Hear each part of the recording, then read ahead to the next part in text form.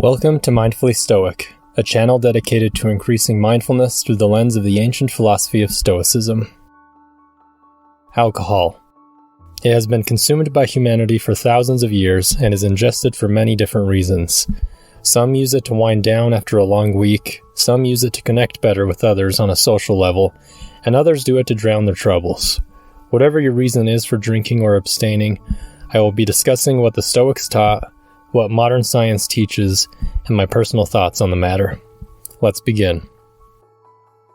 One of the cardinal virtues in Stoicism and other Hellenistic philosophies is temperance or moderation. It is a balance of all things. It is self-restraint. It is finding the happy medium. Aristotle taught the principle of the golden mean. Think of virtues and vices on a spectrum. On one side of the spectrum there is deficiency, and on the other side is excess. By finding balance or the mean of the two things, we can have the proper view of how to behave ourselves. For example, slothfulness is a deficiency and greed is an excess. The mean between those two extremes is ambition. Another example is courage. The deficiency of courage is cowardice, and the excess is rashness. The golden mean is the proper response in order to live a good life.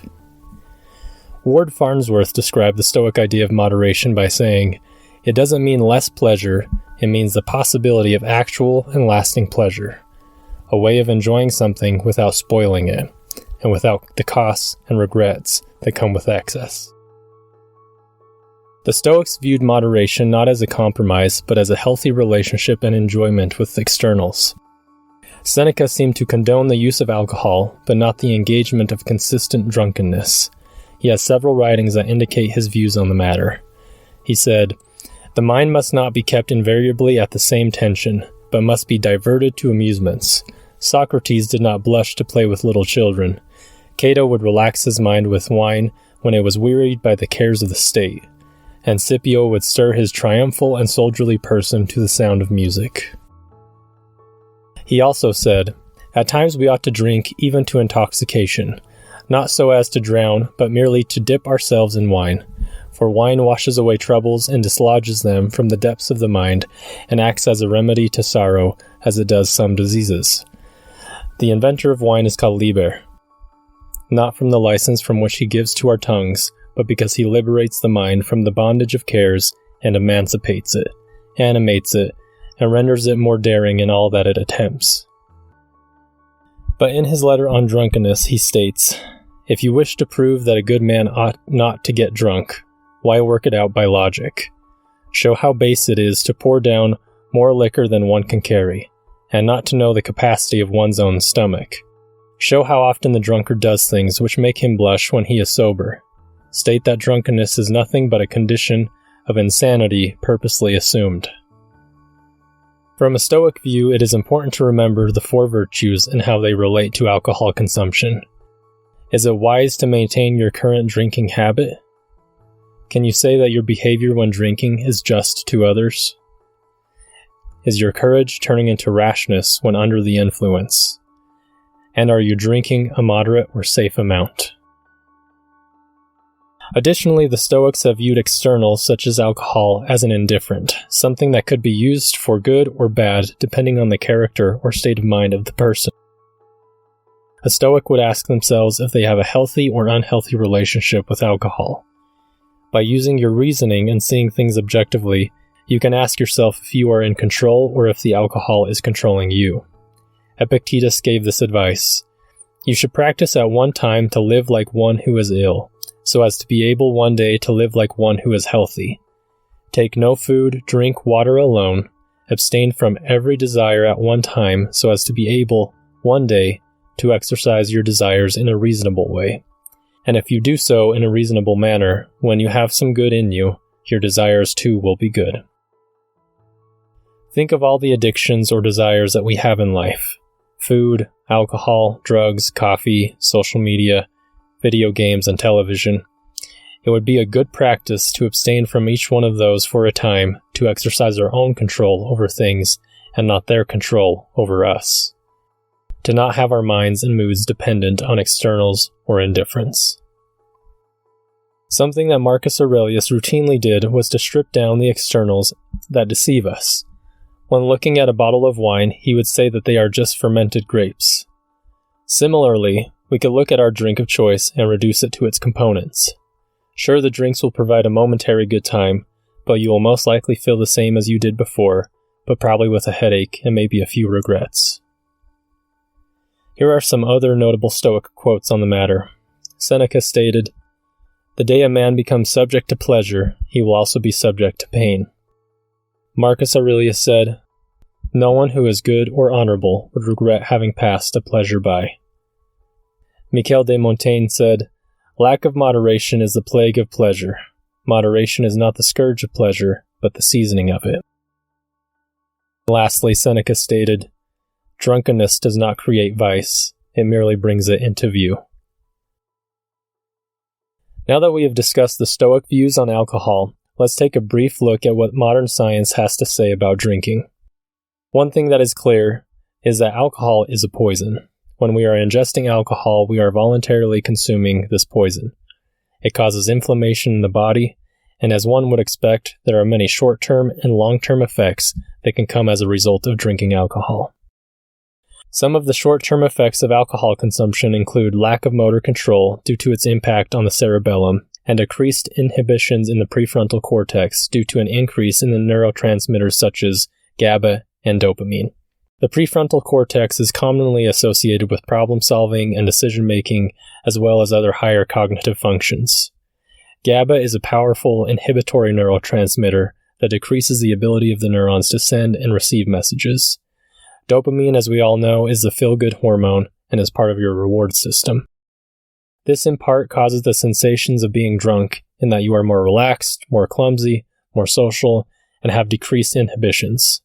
Not only that, but drinking can cause disruptions in sleep quality because of its inhibitory effect on the nervous system. Over a long period of time, the consistent inflammation from alcohol use can lead to serious problems for crucial organs of the body. For example, chronic drinking can lead to many brain disorders and problems such as alcohol-related cognitive impairment, essential tremors, dementia, Korsakoff's psychosis, and Wernicke's encephalopathy. Korsakoff's psychosis is characterized by deficits in memory, and Wernicke's encephalopathy is characterized by a state of increased confusion and poor motor coordination. Not only that, but chronic drinking can lead to insomnia, depression, anxiety, panic disorders, and psychotic disorders. Additionally, drinking over the long term decreases the risk of an ischemic stroke, or a stroke due to a blockage of a blood vessel, and increases the risk of a hemorrhagic stroke, a stroke in which a blood vessel is broken and blood leaks through the adjacent tissues. Probably the most known health problem that comes with excessive drinking are problems with the liver. The liver's main function in the human body is to remove toxins from the body's blood supply. So when alcohol enters your bloodstream, your liver is working extra hard to metabolize or remove it from the body. Chronic alcohol use can lead to fatty liver disease, cirrhosis, hepatitis, and potentially liver failure. For an in-depth look into the side effects of alcohol on the human body, specifically the brain, I recommend listening to the Huberman Lab podcast on alcohol. Something that is also good to know is the effects of alcohol on society at large. Part of our nature, according to the Stoics, is that we are social creatures, we are social beings. Our individual choices can have ripple effects to our communities and society at large. In 2016, impaired driving killed nearly 11,000 people in the United States alone. Approximately 3 million people died globally due to alcohol-related causes. These deaths were preventable. Even though alcohol is socially acceptable, it doesn't follow that it is good for society. Now I want to take a moment to give my thoughts on the matter. Disclaimer, I am not your therapist, I am not your doctor. I am just some random guy on YouTube giving his opinion on the matter. I offer no prescription on whether or not you should drink alcohol. Everyone has different life experiences and genetic predispositions that make it impossible to make a blanket statement. With that being said, the advice I give myself can be summarized in 3 parts: mindfulness, moderation, and memento mori. In regards to mindfulness, I try to take time and think about the reasons for why I am not drinking. I ask myself, am I drinking to fit in because of social norms, to escape problems, or to enjoy myself? Or am I simply just drinking because I can't live without it? Be honest with yourself. Meditate on it. It's important to be rational, yet to not engage in rationalization. In other words, try not to engage in self-deceit to support an unhealthy habit. Moderation. If there exists a desire to drink, I try to follow the advice of the Stoics and to be moderate in my consumption. No good can come from an excess of any substance. If I do drink at all, I try to be moderate in the amount and moderate in the frequency. For an exaggerated example, someone could drink once a year but have 10 shots of vodka in that single occurrence. They are moderate in frequency, but not in the amount consumed. Memento mori. Lastly, the Stoics reminded us constantly that death is a certainty, but the timing is uncertain. We could die today or 50 years from now. What matters is the quality of our lives. You could leave right now, Marcus Aurelius says. Let that determine what you do and say and think. I think about the legacy I want to leave behind to my loved ones.